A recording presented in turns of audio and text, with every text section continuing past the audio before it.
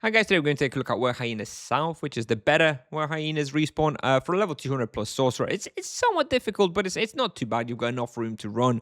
You've got the buffer mechanic now, especially if you get some like death protection should be quite easy. If you get some death protection in your armor or your shield would be much easier. I actually didn't have any and still was kind of okay. Anyways, around 2.6 kk raw experience.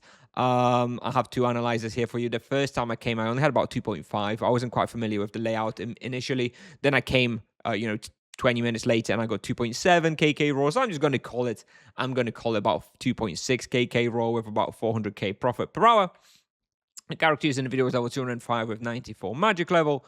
You've got the analyzers all here if you want to take a closer look. There is no access quest required for the charms. Ideally, a crit charm. I imagine a crit setup would be best, but Divine Wrath or Freeze would also be pretty good. I didn't have any charms. I don't expect you to have so many charms at level 200 either, but I thought I'd just put it out there just in case you do. For the wheel, just gems. For the mastery, I'd recommend Death Mastery. I liked going a Death Echo into Great Firewave into Avalanche. By the time you level 275, you would just go Death Echo, Great Firewave, alternating once you have the cooldown reduction on Death Echo. Alternatively, just going for like an Avalanche only setup is also fine. You could just go Death Echo, Avalanche, Avalanche as your rotation. Totally fine as well. Won't be much different. Try out what feels for you, what works for you. I do think Death Echo into Great Firewave into Avalanche, if you can aim your Great Firewave well, is a little bit better, but that's up to you if you can make it work. And hell, even Energy Waves also work pretty well if you can aim those, although it's a little bit hard with the narrow corridors. Anyways, for the aura, I do use Sap Strength just to keep yourself a little bit more alive. For the route, you come in through here. This is where Hyena's North up there. So you kind of go in here, you do a pull around here. Then I go through here like this, usually do a pull here. Then you go through this corridor. It's a little bit awkward. You kind of just pull all the monsters, do a pull in here.